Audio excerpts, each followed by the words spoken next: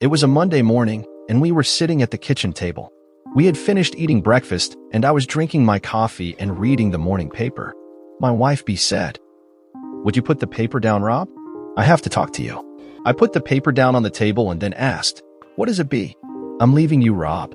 I want a divorce." "Is that all?" I picked the paper back up and started reading the sports section. "I'm serious, Rob." I ignored her and she got agitated. "Damn it, Rob. Put that paper down and talk to me." "Why?" "I've got nothing to say except goodbye. It isn't any great loss. You haven't been worth a shit as a wife for over a year anyway. So go." I put the paper down and said, "Give me just a second," and I got up and went into the room that I used for a home office. I picked up a pad of paper and a pen from the top of my desk and got an envelope out of one of the drawers. I went back to the kitchen table, sat down, and on the top sheet of the pad I wrote, "Tom, thank you, thank you, thank you, and thank God she is gone." I started to put it in the envelope and then had a thought. I took one of the lottery tickets I'd purchased the previous evening out of my wallet and put it in the envelope. Then I added to my note, "Maybe if you get lucky and win, it will be enough to keep the cheating her satisfied with you and she won't go out and cheat again. Good luck, dude. You are going to need it." I signed it, a very thankful Rob. I folded the page and put it into the envelope, sealed it, addressed it, and handed it to Beatrice. "When you see him, give him this." She took it, and with a shocked expression on her face, she said, "You know, just because you think I'm clueless doesn't make it so." "On second thought," I said as I took the envelope back from her, "I'll mail it to him. I don't trust you not to open it up, read it, and then throw it away. Now, why don't you go and pack and get the hell out of my life? And since you are the one that wants to leave, you need to get out of the house ASAP." "I'm sure not leaving. No way am I getting out just so you can move your lover in." I got up, poured my coffee in a travel mug, topped it off, and left for work. On the way to work, I stopped at the bank and closed out the savings and checking accounts and took the contents out of our safe deposit box. Then I went to a bank closer to work and opened new accounts in my name only. When I got to work, I called and canceled all of our joint credit cards and arranged for new cards in my name only, and that done, I tackled my day's workload. I stopped after work and had dinner and drinks with my executive assistant and told her that I was back on the market if her sister was still interested. Stella laughed and said, "To hell with my sister. If you are back in circulation, I want to be first in line." Stella had started with me as a secretary 10 years ago and had proven so valuable that 4 years previous I had promoted her my personal assistant, and then to justify the raise I thought she deserved, I'd made her my executive assistant. 2 years previous on a Sunday, I'd thrown a backyard barbecue and I had invited Stella. She told me that she couldn't make it because her sister was in town visiting, and I told her to bring her sister along also. Her sister Tara was a sexy-looking and very busted blonde, and on Monday, Stella laughingly told me that her sister had the hots for me. I laughed and told her never to let B know that because B could be, and had at times actually been, insanely jealous. And now Stella was telling me she was interested? I'd never had a clue that she might have had thoughts like that where I was concerned. "Okay then," I jokingly said, "Tara moves to second place, and you can have the top spot." "I'm not joking here, boss. I'm serious as hell. I want a shot. You might not when you hear what I have to offer." "And what is that?" B told me that she wanted a divorce, so I'm leaving it up to her and her lover to make it happen, and I have no idea what their timetable might be. Her lover. She hooked up with a guy about a year and a half ago, and I guess she finally decided that a couple of days a week with him weren't enough, so she's going full-time. "How long have you known?" "A year and a half. I've known almost since the day it started." "How could you know that?" "She was seen by a friend of mine going into a motel room with a man, and she gave me a call. I put a private detective on B for a week, and he got me all that I needed to know." "A year and a half, and you did nothing about it?" "What was to do? Get all pissy about it and turn my life upside down? This state is no fault. Everything would have to be split 50-50, and I would have had to sell the house and split the proceeds with her. I would have had to give up the pool, the hot tub, my woodworking shop, and my 3-car garage and move into an apartment somewhere. No thank you. I decided to just ignore it and let her cook for me, do my laundry, and clean the house. How could you stand being around her knowing that she was cheating on you? You would be surprised at how quickly love can turn into hate and then hate turn into indifference. I can't believe that a healthy guy like you could go a year and a half without sex. I didn't go without. As long as B still offered, I still took, and she did still offer, although the frequency did drop some. I wouldn't touch her on the days I knew that she had been with him, but other than that, the only change was that I stopped making love and started just having sex. You have any idea of why she did it? Not a clue, but he probably wasn't the first one. You think she has had other lovers? I have no way of knowing for sure, but what I do know is that in the 10 years we have been married, she has gone into a certain sort of mood 4 times that I can remember. 4 times that she has behaved like since she took up with the guy she is seeing now. It is only a guess on my part, but I'd almost bet that the other times were for the same reason. If she hadn't been seen and I hadn't been alerted to what was going on, I would have taken the recent mood as just another one of those female things. I may be all wrong in my thinking, but it really doesn't matter. I know about the one, and that is all I need to know about to know that she is a cheating witch. What are you going to do now? Wait. For what? To see what she is going to do. She is on her own now. I've cleaned out the bank accounts, canceled all of her credit cards, and told her to get out of the house. She wanted a divorce, so I'm leaving it to her to get it. Since she doesn't make enough to support herself and still be able to pay an attorney, she will have to get the money for the attorney from her lover, and I don't know if he will give it to her. I'm assuming that they talked it over before she hit me with it, but I have no way of knowing. What I am saying here is that if you are really interested, you will be running around with a married man who has no idea of how long it will be before he is divorced. You are not thinking too clearly here, Rob. How so? If she goes for the divorce, she is in control. You will get served, and it could be bad.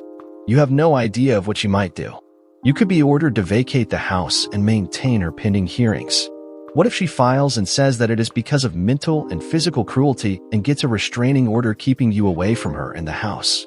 You need to be the one setting the pace, boss. You need to be in the driver's seat. Make her respond to you and not the other way around. Besides, you filing helps me. Helps you? How? If you are going to wait and let her file, what if she doesn't? What if Loverboy won't give her the money to do it?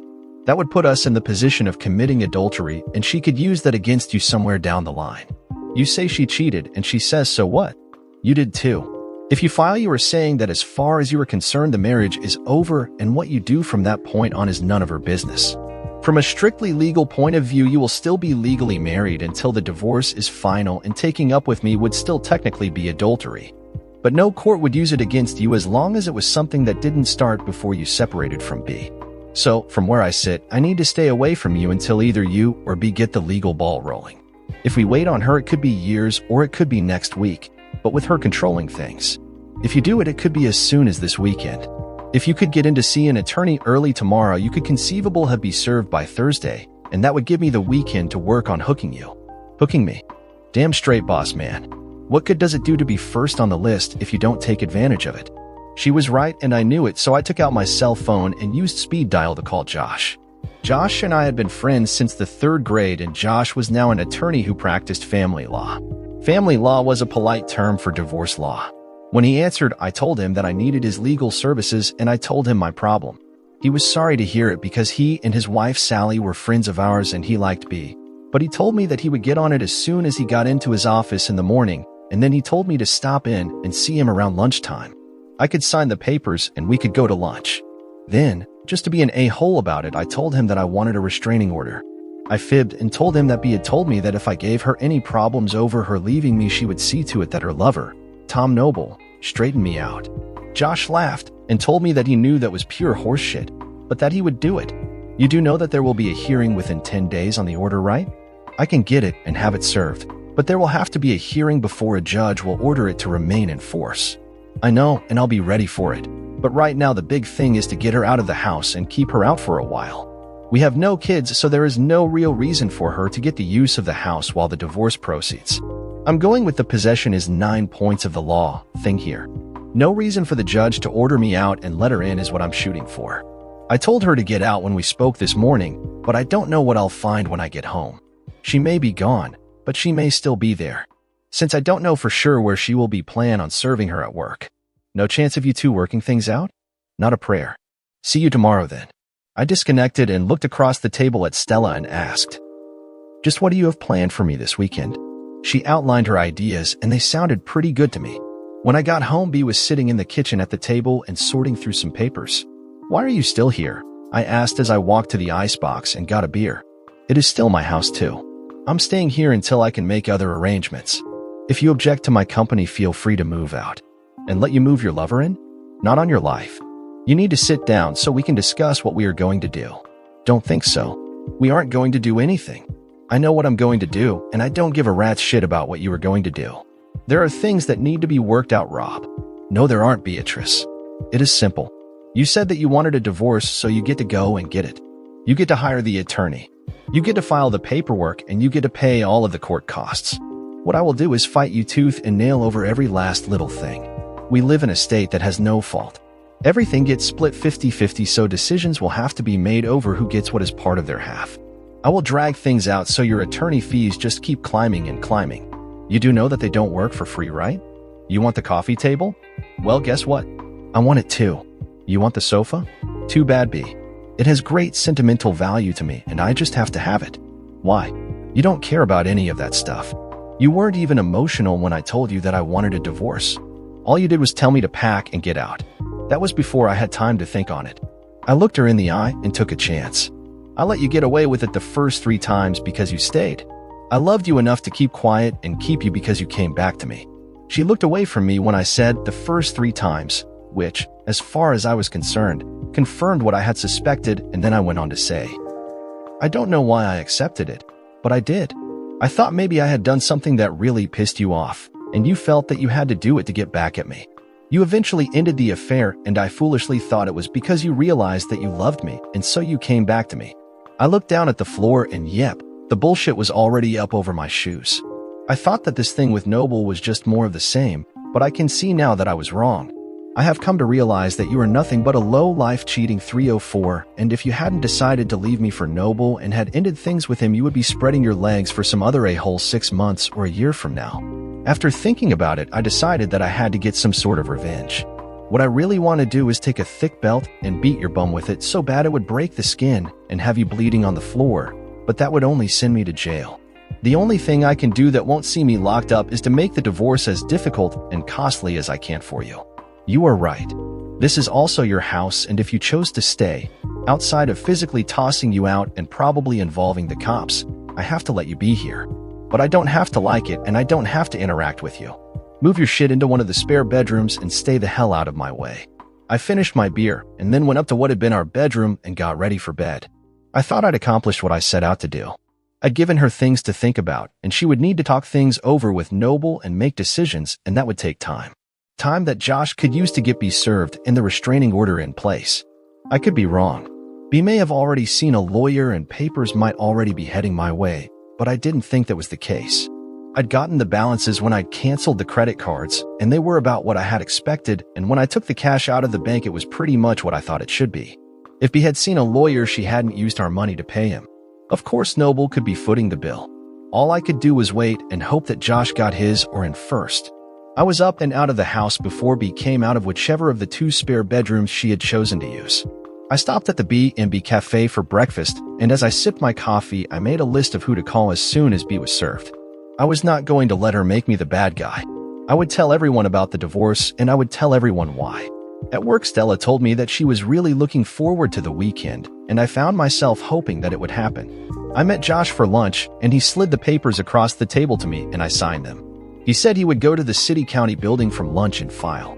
You still want her served at work?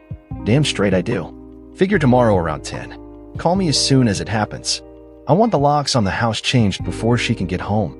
I went back to work and made arrangements to take the next day off. Before I left the office, I called a locksmith and made the arrangements for some quick service the next day. It cost me a bit extra, but I felt that it was worth it. When I got home, BEA's car was in the drive, but she must have decided to stay in her room and out of my way because I never saw her. I was up and out of the house before B came downstairs, and I went to the B&B for breakfast. Angie asked me where B was. I never see you in here, that she isn't with you, and 2 days in a row now you have been in here without her. You won't be seeing us together anymore. We are splitting the blanket.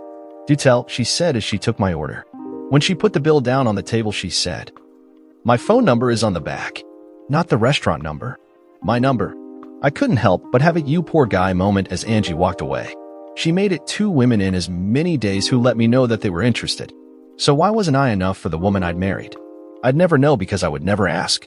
I drank coffee and read the morning paper while waiting for the time when B normally left for work, and then I went on home and started packing BEA's things and moving them out into the garage. At 10:15, Josh called me and told me that the papers had been served, so I called the locksmith and 20 minutes later he was at the house and doing his thing. He wasn't gone an hour when B came whipping into the driveway. She couldn't miss the wide-open garage door and the big cardboard sign that had "All your things are here in the garage, B." She stood there staring at the sign for a minute, and then she tried to get into the house, but of course her keys wouldn't work. She rang the doorbell, but I didn't answer it, and eventually she left. I looked in the garage and saw that she had taken a couple of bags of her stuff.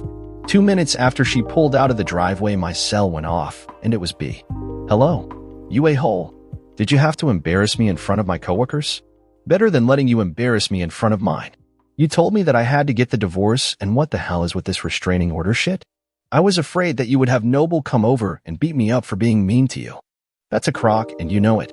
I need to get into the house and get some things. All of your things are in the garage, B, and I haven't changed the garage door code, so your opener will still work. If what you want isn't there, make me a list of what you want or need, telling me where it is, and I'll move it out into the garage. Stop screwing around, Rob. You are making this far more difficult than it needs to be. Sorry, B. Causing you some inconvenience isn't much in the way of a payback for your years of screwing over me, but I have to do something if only for my mental health. Just be thankful that I didn't get violent. Goodbye, B." After I disconnected from B, I got on the phone and started calling all the names on my list. Most were shocked to find out that B had cheated on me, but 2 weren't surprised. One said, "Finally caught her, huh?" And the other said, "I always had the idea that you had one of them open marriage things. She was always going off with some guy and you never said nothing about it." I guessed I could cross those 2 off of my list of friends. The 2 that the information hit the hardest and who tried to tell me that I must be wrong were BEA's parents. I had always liked them, and they had treated me almost like the son they never had, but I was not going to let B tell them and make it out to be all my fault. If I allowed that to happen, they would not think well of me, and I didn't want that. All the calls out of the way, I made one more pass through the house looking for stuff of BEA's, and then I fixed myself some lunch. I just finished eating when the guys from Apex Security showed up. Not trusting B in the least and having absolutely no doubt that she would violate the restraining order and try to get in the house, I decided to put a security system in the house complete with cameras.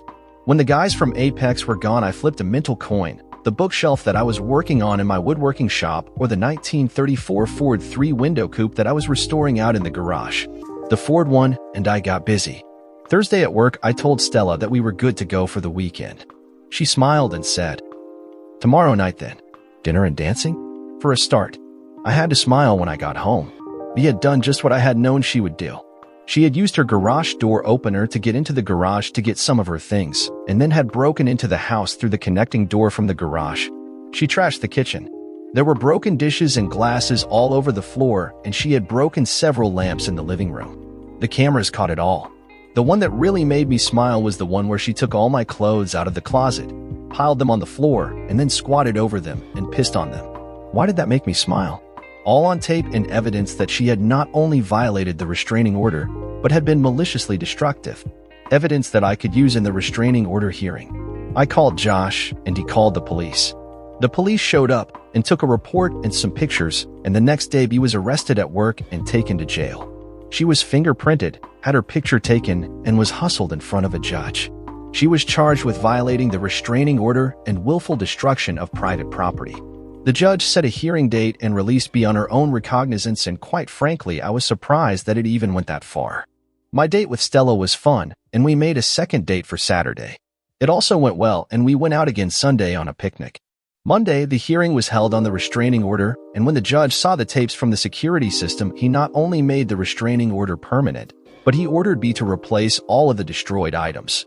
Pay for the dry cleaning of my clothes and pay for the cleaning of the bedroom since some of her urine had gone into the carpet. He gave her 10 days to get it done or be jailed for contempt of court. Just to be an a-hole about it, I hired the most expensive cleaning company I could find to do the work. B disappointed me.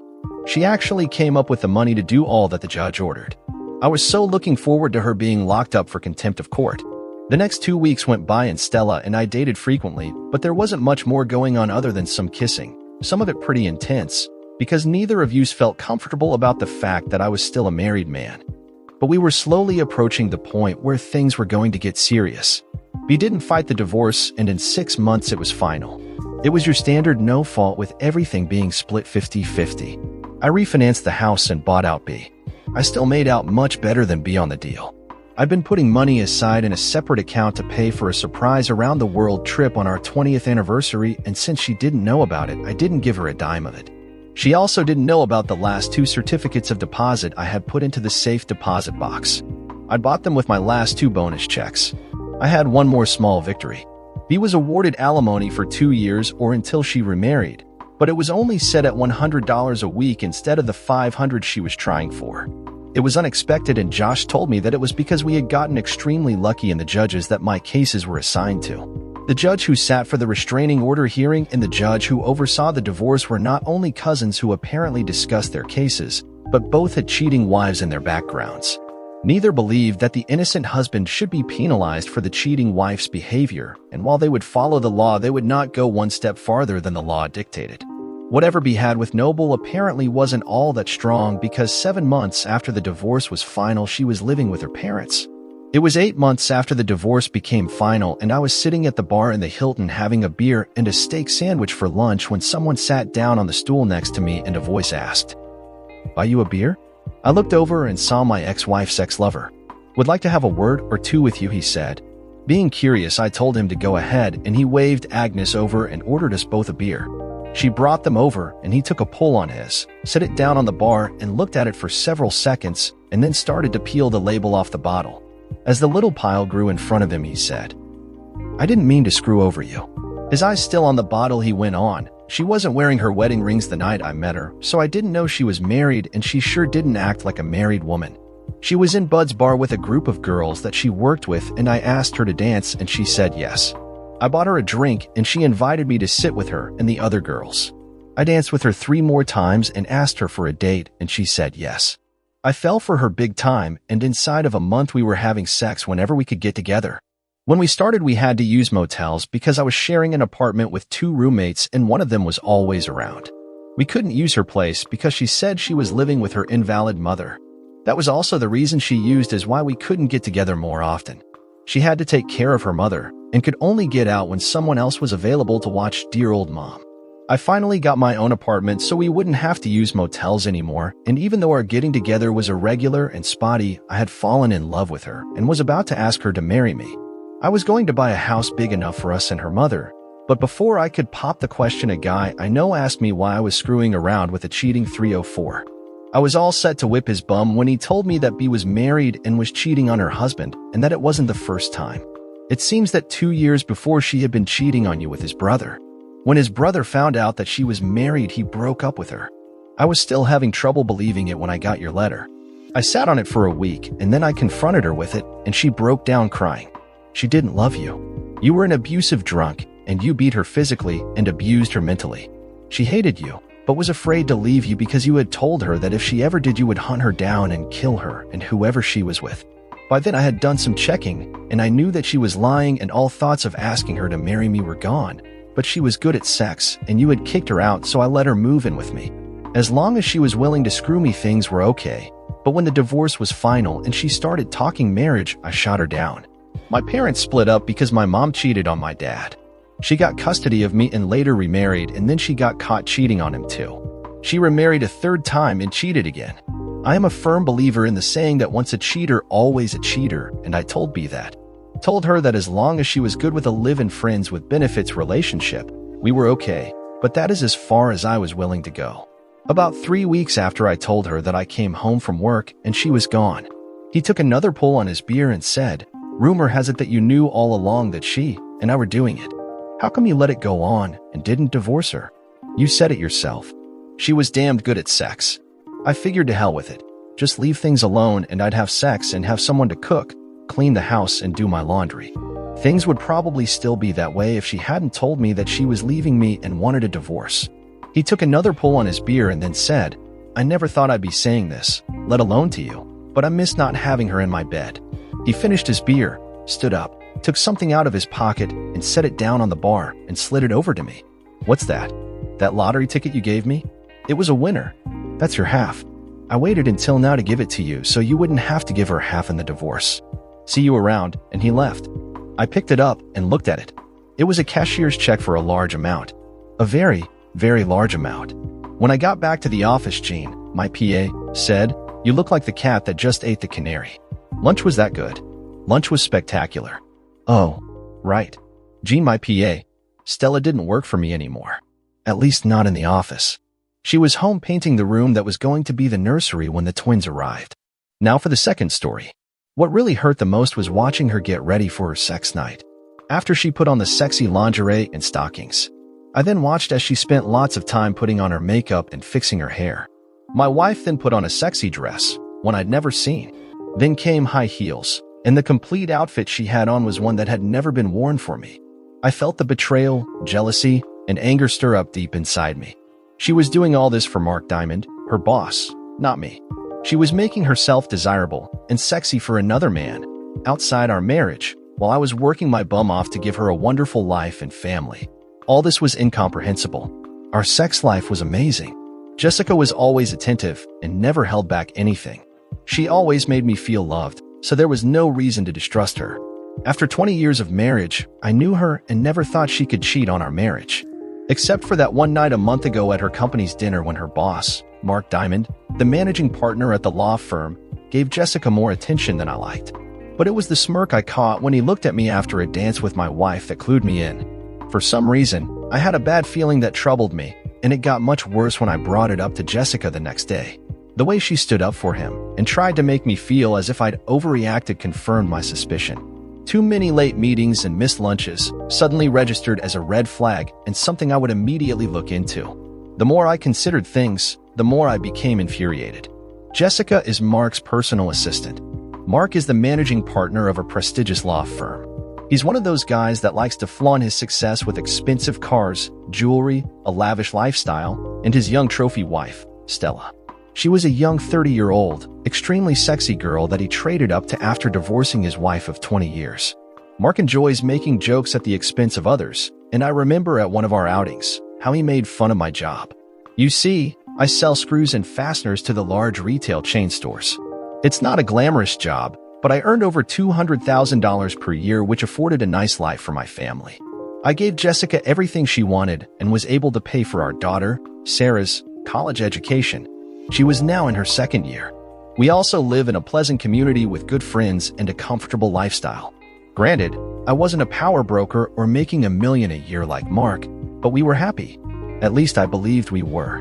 Anyway, the night he decided to make fun of my job in front of my wife and other people pissed me off, not just because he was being an arrogant a-hole, but because of the way my wife defended him after I got angry at being humiliated in front of her and others. So, Johnny, how's the nut and bolt business? I bet you get screwed a lot, ha ha ha. It must be fun having to work at Home Depot every day. When I saw Jessica laughing, my blood boiled, and I walked away without saying a word. To her credit, Jessica came over and asked me what was wrong. When I told her, she tried to make light of the matter. Oh baby, he's just kidding around. He likes to have fun. You shouldn't take things so personally. Come back with me, he's really a nice guy. Against my better judgment, I stayed at the dinner for the rest of the evening. As I look back, I should have seen the signs. But now I realize I may have missed some danger signals. Hell, I'm nobody's fool and I would not sit quietly. I can understand the attraction to Mark from others. He's the alpha, the large, strong, good-looking man, the rich partner of the firm, the one everybody wants to be around. And Jessica was his closest ally in the firm, his valued and trusted right-hand person. Everything was adding up. It didn't matter that he had a younger, sexy wife. To an a-hole like Mark, he wanted it all, and claiming another man's wife was definitely on his scorecard. Well, over the next week, I acted quickly to find out if I was crazy or if my intuition was correct. After the 6 audio recording devices and the 5 video cameras arrived, I started my plan of action. The first video camera was in the smoke detector on our bedroom ceiling. The next 2 cameras were set up at different angles of the bedroom to capture a full view. I placed the others in the master bathroom, living room.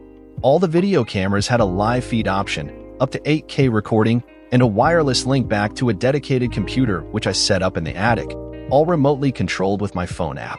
Besides the video, the audio devices were unique. One of the audio devices was enclosed in a pin, which I placed next to the kitchen phone. Another one I placed inconspicuously in her car. I placed the other standard recording devices in her 3 favorite purses and one behind our bed.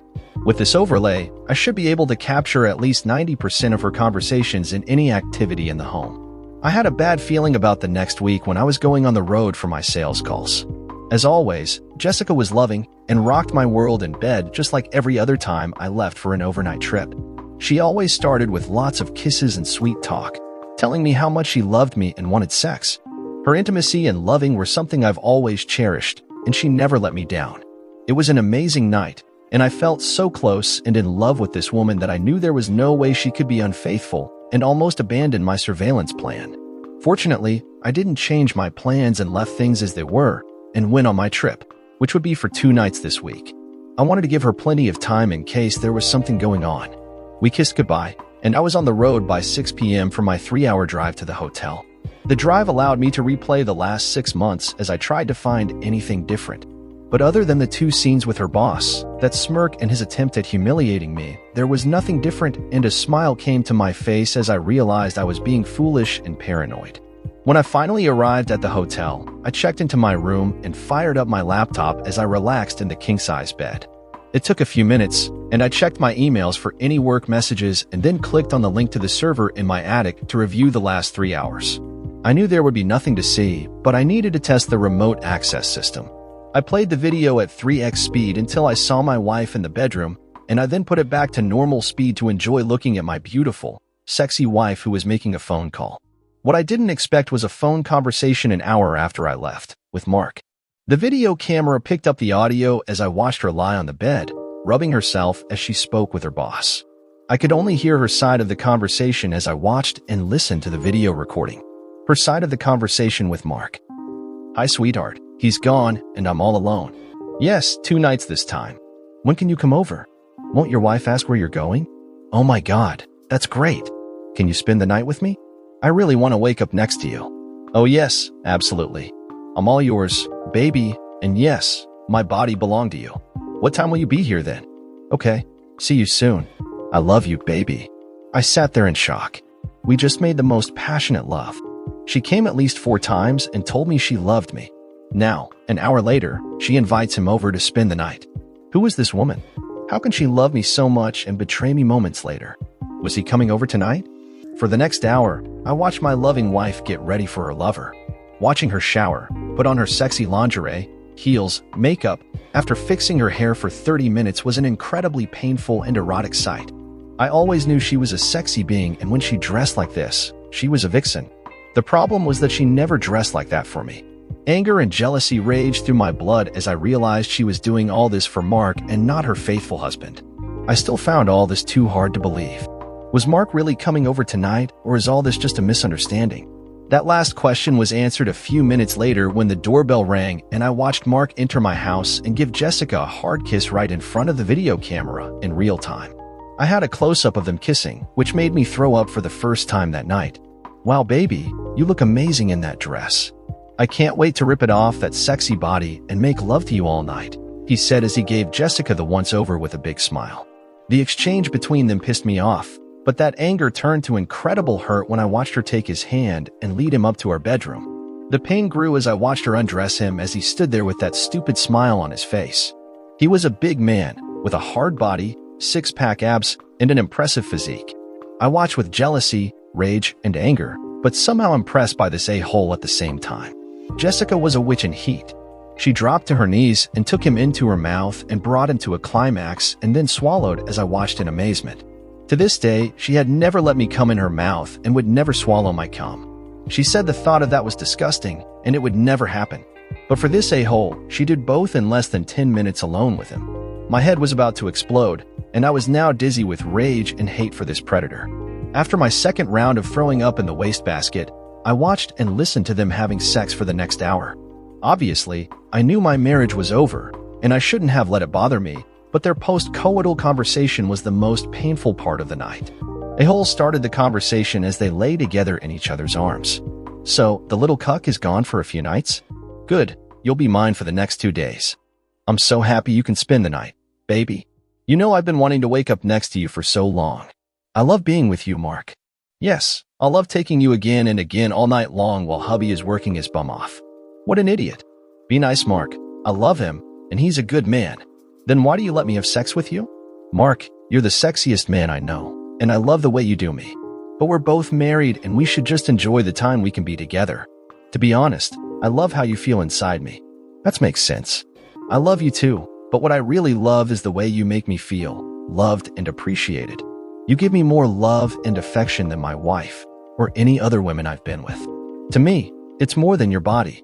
I just love how you make me feel, Jessica. That part really hurt because that love he was talking about was only supposed to be for me, but now I realized she shared her love with another man. I continued to listen and watch them cuddle, kiss, and talk. Does Cucky satisfy you like I do, Jessica? He's a wonderful lover, but no, he's not like you. You do things to me I can't explain. I sat there sad, hurt, with a deep feeling of loss. I shut the computer and couldn't listen to any more of this betrayal in my house and bed.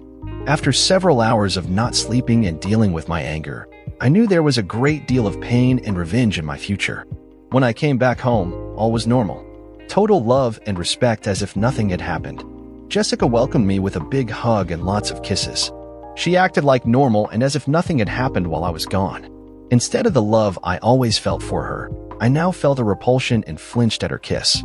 I put on a great acting job and acted as normal as I possibly could. I got all the recordings and video together, made copies to the cloud as backup, and created an encrypted file on my PC. For the next 2 weeks, I made sure that every second of Jessica's time with me was accounted for. I kept her busy and gave them no opportunity for a quickie or a late-night sex. She even asked me when my next trip was planned. They were obviously eager for me to leave, and I listened to their conversation on her drive to work one morning. "When's your husband going out of town again? I need your love." "Not sure, but I'll find out." "It should be soon, baby." With that knowledge, I planned a one-night trip in order to make sure he came over while I was gone. The plan was taking shape. That same night while watching a movie on TV, my cheating wife asked, "Honey, when's your next trip?" I tried to hold my anger back and replied, "Sweetheart, are you trying to get rid of me? Do you have a secret lover that comes over when I'm gone?" I said, laughing with a joking voice. She didn't miss a beat and showed no signs of guilt. "Don't be silly. I love having you at home. I'm hoping you won't have to leave and was wondering if your traveling has slowed down." "No, sorry, sweetheart. The job still requires me to travel." "Yes, next Tuesday I have an overnight set up and I'll be back sometime on Wednesday," she said in a convincing tone. "I hate when you leave. I wish you didn't have to travel like that. I miss you so much when you're gone." Then she came over, hugged me, gave me a big kiss, and made me feel more love than I can explain. When I realized she was giving this same love to another man, I wanted to scream and throw her to the floor. But I kept my facade and continued as normal, knowing that the next week would bring my plan into action. Tuesday, I packed for my trip and Jessica and I had our final love-making session. After tonight, there would be no us any longer. She gave me a wonderful kiss before I left that night, and I wondered if she noticed the sadness in my eyes as I looked at her that last time. I saw her facial expression change and wasn't sure what she was thinking. Showtime. Instead of driving out of town, I drove back to my office and parked my car. I then went back to my desk to work late, which wasn't unusual, and the few people that were there never questioned my arrival. At about 7:30, the video camera started up when Mark entered my home and gave my future ex-wife another loving kiss. It was showtime. After shutting off the video camera with my phone app, I placed my cell phone in my desk drawer, as I didn't want the phone GPS following me during my trip. I quietly left the office, went to my car trunk, and took out the folding electric bike. The electric motor allowed speeds up to 30 miles per hour in a range of 50 miles, with no sound. I put on the black hoodie, looked around to make sure nobody noticed, and headed the 12-mile ride back to my house. My idea for the bike was for stealth. Quiet and not noticeable, and it allowed me to get back home within 20 minutes, unseen. I parked the bike at the back of the house and entered the rear sliding door I had rigged to remain open. Once inside, I stood silently to make sure I wasn't discovered and listened to the sounds coming from the bedroom. After I confirmed they were going at it and my arrival was not revealed, I walked to the closet where I had positioned the short-barreled shotgun and an aluminum bat and carried them to the bedroom. I gently placed the shotgun along the wall outside the bedroom, held the bat, and quietly opened the door to the candlelit room. Because they were making so much noise as he screwed her, they didn't hear a sound or see a shadow as I walked the short distance to the bed. My wife was on her back with her legs wrapped around his large body as he was pounding away at the body that was promised to only me. I didn't hesitate and took a solid swing to the side of his head. The blunt sound of metal hitting flesh was only overtaken by the sound of the 250-pound beast falling to the floor. While he was making his descent to the floor, I grabbed the shotgun and switched on the lights. Jessica then realized what was happening. Looking stunned and in shock, she yelled out, "Oh God, no. Please, no. This can't be happening. Why are you here? You're supposed to be away." Well, 304. Why are you screwing another man in my bed is a better question. Now shut the hell up and pay attention. The big man was semi-conscious and now sitting against the wall as blood was running down from the 6-inch gash the hard metal bat had caused. I watched him as he regained consciousness and noticed the angry man in front of him. "Shit, that hurt. Why did you do that, man?" he said. "Are you kidding? You're screwing my wife in my bed, and you don't think I'd react. What are you going to do?" he asked, obviously nervous, looking at the gun I had pointed at him. "Are you worried, big man? Are you scared the cuck will hurt you? I know you two have been screwing behind my back, and tonight is payback. I'm going to kill you, Mark. Tonight, you die," I taunted. I continued, "Everything you've worked for will be gone, all for a little used holes. I hope it was worth it, a-hole. Dude, if you kill me, you'll go to jail for the rest of your life. Screw that. We all die tonight. How does that sound, a-hole?" I wanted to put the fear of God into both of them, and of course I had no plans to kill anyone, but it felt good to watch them suffer. I was acting all hyped up, scaring both of them. Jessica was now crying, curled up in a ball, trying to cover her naked body with the bedsheet. "Baby, please don't do anything stupid. I love you. I really do. Put the gun down and let's discuss this." With an evil grin, I turned the gun on her and said, "Shut the hell up, 304. This is happening all because you had to find another man and screw somebody outside of our marriage. Whatever happens tonight is all on you. Look at your wimp lover, 304, he just pissed himself. I guess you're just a little sissy boy, not really a man. Are you shitswipe? You should be wearing diapers," I said, sounding like a crazy person, intentionally letting them know I was out of control. They knew they were in trouble and realized that they had to calm me down, or I was going to kill everyone. The custom shells in the shotgun were 25% salt and 75% oleoresin capsicum, used in pepper spray. I didn't intend to kill anyone, but rather to give the a-hole enough pain and perhaps some genital damage to last a lifetime. I had no intention of going to jail and would kill no one tonight. But since nobody knew that, I wanted to create enough fear so that these emotions would be long-lasting and a night they would never forget.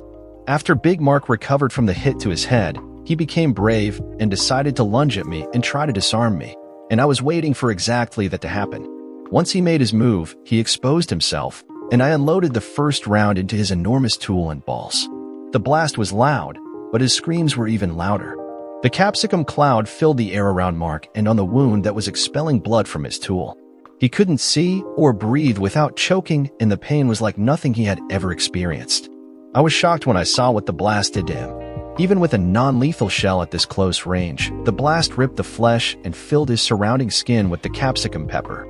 Man, that must hurt. Several minutes later, as he sat there in pain and bleeding, I explained how things would work. I gave the big man a kick to get his attention while looking at my future ex-wife the entire time. "Listen, a-hole, and you too, my cheating wife. I'm leaving in a few minutes, and you will take this loser to the emergency room before he bleeds out. You will not call 911, but you will take him in your car to the hospital. You will tell no one how this happened, or that I was involved. In fact, you will tell anyone that asks that I had no clue about your affair. If either of you tell them I was involved or I knew of your adultery, then the video, audio, and photos I've collected will go to a-hole's wife and your partners at the firm. In addition, a link to the website I've set up with over 2 hours of your sex scenes will be sent to everyone you know. I don't care what lies you make up for the police, but you will not mention my name, and will insist that I have no knowledge of anything related to this. A-hole, you will not fire my future ex-wife. She will need the job once the divorce is final. If you come after me, or the 304 resists the divorce offer, everything comes out. At that point, it won't matter who gets burned, as I'll go nuclear and burn everyone, including myself, if necessary. Both of you screwed me, so now it's your turn to get screwed. Take him to the hospital before he bleeds out, and remember what I said." I left the same way I came in, fixing the lock and shutting the door. I placed the bat and gun into a bat bag and placed it over my shoulder. I quietly and without being noticed headed out of the area. As I rode the bike back to my office, I tossed the bat and gun into different parts of the river. Then I removed the surgical gloves I was wearing and tossed them before my return. When I got back to my office, I put the bike back in the car and was back at my desk by 9 o'clock. I then left for my trip after saying goodbye to some of the IT staff that were still working late. As far as anyone knew, my car never left the parking lot, and I was at my desk all night. It would be their word against mine, with no evidence in the event they ever accused me. By the time I got home the next afternoon, the crap had hit the fan. Mark went in for surgery for penis reconstruction. Unfortunately for him, the closeness of the blast obliterated both testicles and damaged his penis. The surgical team worked to reconstruct the remaining piece of his penis, which would end up being less than 4 inches of mutilated flesh. His head had to be shaved for them to give him the 18 stitches as he suffered a concussion from the blow. The story he gave was that the last thing he remembered was walking up to his personal assistant's home with some paperwork and then being in the hospital. He told the police that he didn't remember seeing anyone or being hit. He kept his mouth shut, knowing I could ruin him and his career. Jessica was beside herself and never said a word about the incident. All she would say is that she heard the gunshot, and when she came outside, she saw Mark lying there and brought him to the hospital because she didn't think there was time to wait for an ambulance. Neither of them could explain why he was naked, and both stuck to their stories, but Mark's wife didn't believe him, which would soon become a big problem for Mark. I spent the afternoon removing the surveillance equipment, uploaded everything to an encrypted cloud server, and tossed the equipment. Any remaining evidence of my knowledge of their affair was now on the cloud, out of everyone's reach. Jessica came in at about 6 p.m. to find me in the living room nursing a bottle of my good whiskey. I sat there quietly as she sat across from me on the couch. She looked broken and sad. I'd never seen her like this and, for a brief second, felt sorry for her. With tears in her eyes, she broke down and tried to explain. "Johnny, I know what you saw is bad, but what you need to know is that I wasn't in love with him. I know what it looked like and what I said, and that must have hurt. But you know me, and after sex I need a connection. I said those things with you in my heart. Everything was for you, baby. Whenever you left, I hated being alone, and Mark was able to keep me company, and yes, it became sexual, but it was only sex. You have to believe me." My mouth was open wide in amazement at the incomprehensible excuse she laid out. Apparently, she was screwing him and thinking of me. So many questions and so little trust. "Jessica, I listened to your explanation, but I'll never get the sight of you swallowing his load out of my head. And even though you said those words of love were for me, I can't help believing they were for Mark. It's over, Jessica. 20 wonderful years are over because of your a-hole boss and your adultery. We will both have to live with your actions for the rest of our lives. Thank you for pain and misery you've given me. I'll treasure it always," I said sarcastically. "What do we do now?" she asked as the tears fell from her face. "Well, you and I are done. I'll never understand how you did what you did to me or why. I'll have to live with that forever. There's no way I can ever forgive what you've done, but I'll keep my promise and not reveal your infidelity. Sarah and your parents will never know that they have a whore for a mother and a daughter. I'll let you explain why we're getting divorced, but I warn you, do not make me the bad guy. If you do, it won't end well, as I'll make sure everyone knows that you're nothing but a cheating adulteress. I'm putting the house up for sale, and you need to find a place to stay in the meantime. Since you're the one that screwed things up, you need to move out. I'm not asking. That's what you will do. Let me know where you want the divorce papers sent. Sign the papers and don't fight the divorce, or it will be painful for you and your boyfriend." Crying into her hands, she tried to speak. "He's not my boyfriend, and I don't love him. Can we work this out?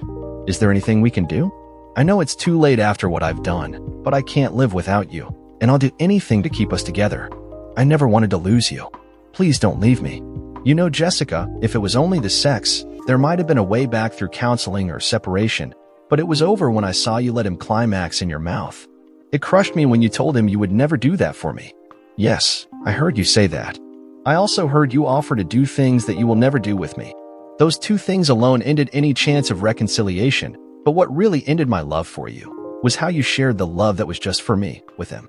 Hearing the words you said to him killed us and everything I ever felt for you.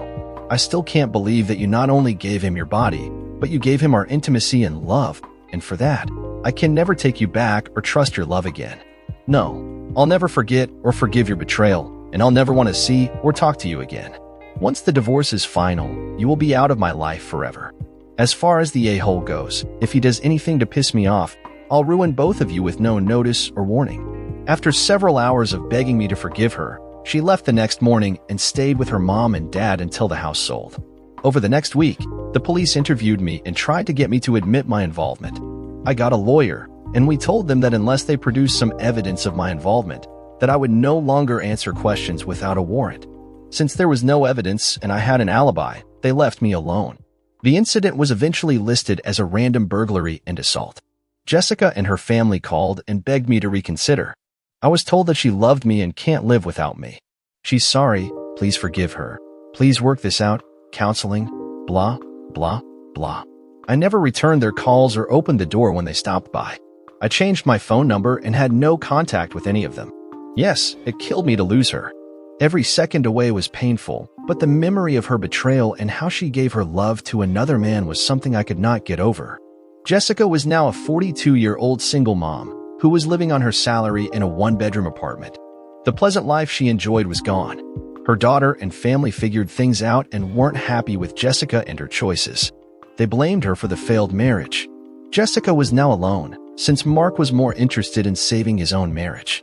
Mark treated her poorly at work and blamed her for his physical and marital problems. He could not work with her any longer and moved her to the administration area at the same pay. Her new job was tedious and boring, and she no longer had the prestigious position of working with one of the partners.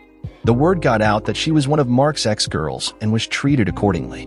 Now, with a job she hated and no prospects of moving up, no friends, no husband, and a family that blamed her for the divorce, she started down a road to depression. She cried every night alone and missed Johnny with every fiber of her being. Her heart hurt almost all the time and constantly thought about her actions and her loss. Sarah tried to help her mom, but there seemed to be no way back and watched as she lost weight. Jessica wasn't eating right and drinking heavily every night. She refused to take care of herself, saying that without Johnny she had no reason to care any longer. When Sarah reached out to her dad for advice, he felt sorry for her situation, but could never get over the betrayal and never again spoke to Jessica. Stella did put things together and made Mark's life a living hell. She made him move into one of the guest rooms, and he paid dearly for his infidelity. Stella ended up dating several younger men and kept Mark around to pay all the bills. She agreed to be at his side as eye candy for company events or business meetings, but they lived separate lives. Mark would never have sex again or have a woman to love. For the rest of his life would live with that moment when his entire life changed, all because of his desire to take another man's wife. He was able to keep his penis, albeit much smaller than before. Unfortunately for him, he lost all sensation from the nerve damage. He also lost both of his balls after the gunshot obliterated them that fateful night. His anger toward me was epic, and he wanted to hurt me in the worst way, but nothing happened for several months. Later that year, I was out with my workmates for drinks when I was jumped and beaten outside the bar until my buddies came out to help. The attackers left before the police arrived, and I spent 2 days in the hospital with broken ribs and 20 stitches. I believe they wanted me dead, and if not for my friends, I think they would have succeeded. I knew this was revenge for Mark, and I wasn't at all surprised. 6 weeks later, I was feeling much better and made a call to Mark's office. "Mr. Diamond, please," I said to his secretary. "I'm sorry, he's in a meeting. Can I take a message?" "Yes, please tell him to meet me at 1 p.m. this Friday at the French deli across the street." "I'm sorry, sir. I don't make appointments for Mr. Diamond. Just give him the message. Write this down. 1 p.m. Friday, French deli. Be there alone. Johnny. Just hand him that, and he'll know what it means. Thank you." Friday lunch. I sat at a table facing the door when Shitswipe walked in alone. He saw me and walked to the table. "Sit down," I said. "What do you want?" he spewed out. I ignored his outburst and spoke. "Thanks for coming today. Your men did a good job on me, but unfortunately for you, they didn't finish the job. Since you didn't listen to my warning about any revenge on me or my family, you forced me to act." I handed him a folded piece of paper and said, "Here is a link to the website that's currently set up just for you. A-hole. Don't bother trying to shut it down, as it's being run out of Syria with 3 redundant servers at different locations. It's untraceable, but even if you were to find the first locations, there is 0 chance at finding the 2 other sites. What I'm saying is that you're screwed and I own your skin. That is the website address. Check it out when you get back to your office." I blurred out Jessica's face, as she should not have to pay for your sins. She suffered enough already. "Now, after you view the website, I want you to think about how your firm will view your actions, how your wife will react, how your children, friends, and family will feel after seeing the 2 hours of sex videos. I plan to have them posted on several popular porn sites along with your name, profession, address, and phone number. His anger was rising. Look, you've already screwed up my life, and I'll never be the same again, sexually. Just stop this or I promise that you'll go missing. You see, right there. That's the reason we're here today, Mr. Diamond. I want to put an end to this. You've taken away the most precious thing in my life, my wife. You've destroyed our 20-year marriage, and I can't allow you to walk free. I'll take the risk of being taken out, as you put it, but I intend to get my revenge for the beating your men gave me. Okay, settle down. What do you want for this to go away? 2 things, non-negotiable. You will stop any revenge on me or anyone I know, including Jessica. You will deposit $1 million into this account by the end of day Friday. If the funds are not in the account by Friday 9 p.m., I'm taking you down. I know what you're worth, and I also know what I can get in a lawsuit. So this paltry amount I'm asking for should be considered a gift. If I agree, how do I know you won't destroy me? Anyway, you won't. I'm a man of my word, and you'll have to trust me. I will tell you that if you don't do this, then there is a 100% chance this site will be famous by Saturday morning. By the way, do you know how I found out about your affair with my wife? No, I was wondering about that. Well, at your last company dinner, I caught your smirk after that dance with my wife. Your arrogant smirk sent off an alarm that caused me to investigate your affair and your ultimate demise. You were one of the cockiest a-holes I've ever met, and I hope you suffer for the rest of your life for what you've done to my happy marriage. The money was transferred. We sold the house and split the assets. Jessica would have enough funds to live a comfortable life, as long as she continued to work or find another husband. Mark kept her employed as part of our deal, but they were never intimate again. Jessica never remarried, rarely dated, and lived with the pain she had caused both men. She lost her marriage and the love of the man she wanted to be with for the rest of her life, and now she ended up alone and depressed. She died before her 50th birthday, a broken, sad woman. Only her daughter Sarah attended the ceremonial spreading of her ashes. Johnny continued to work for a few more years and retired to a small oceanfront town. He married a pleasant woman that pleased him mentally and sexually, but he was never able to replace that special love that only Jessica could give him. They never spoke again and only heard about her from Sarah, who he adored. They talked every day and stayed close, but Sarah rarely brought up her mom because she knew her dad still loved her and didn't want to bring back the pain he still carried. Her death saddened him, but also brought some final closure to the deep hurt he kept locked away. At a coffee shop this morning, I read a sign and reflected on my life. We think we want sex. It's not always about sex. It's intimacy we want. To be touched, looked at, admired, smiled at, laugh with someone, feel safe, feel like someone's really got you. That is what we crave. Dear listeners, please share your thoughts in the comments section below and don't forget to like, share, and subscribe.